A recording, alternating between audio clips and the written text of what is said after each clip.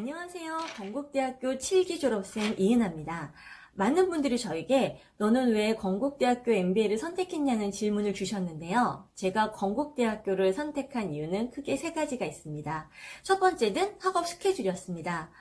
업무와 수업을 병행해야 되기 때문에 일주일에 몇 번 학교를 가야 되는가는 굉장히 중요한 문제였어요. 건국대학교는 평일에 하루 그리고 주말 하루 수업을 진행하기 때문에 업무와 병행하기에 무리가 되지 않는 그런 스케줄을 제공하고 있었고요.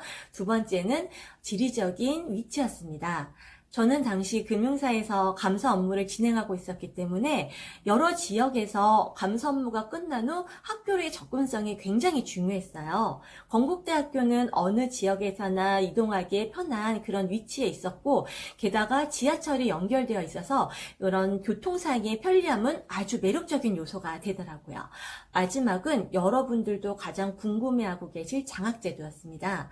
물론 저는 당시 건국대학교 졸업생이기도 했지만 어학수료 연수증을 가지고 있었고 어느 정도의 규모가 되는 회사에서 10년 이상의 그런 경력을 가지고 있었습니다. 이러한 요소들이 장학금을 받는데 아주 중요한 기준이 되더라고요. 그래서 물론 지금은 당시와는 조금 다른 어떤 장학 기준이 적용이 되는 걸로 알고 있지만 저는 당시에 70%의 장학금을 받고 학교를 다니게 되었었습니다.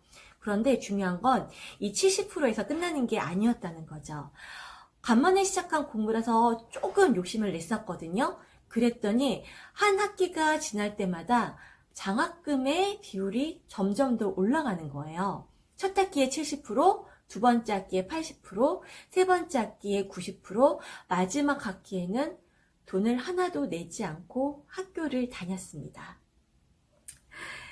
어떻게 보면 일과 학업을 병행해야 되는 어려움이 있기 때문에 학교에서는 학생들을 지원해주기 위한 요소로 장학제도를 쓰는 거긴 하지만 여러분의 입장에서는요, 조금만 열심히 하시면 성적도 올리고 장학금을 받을 수도 있는 일석이조의 효과를 누릴 수가 있습니다.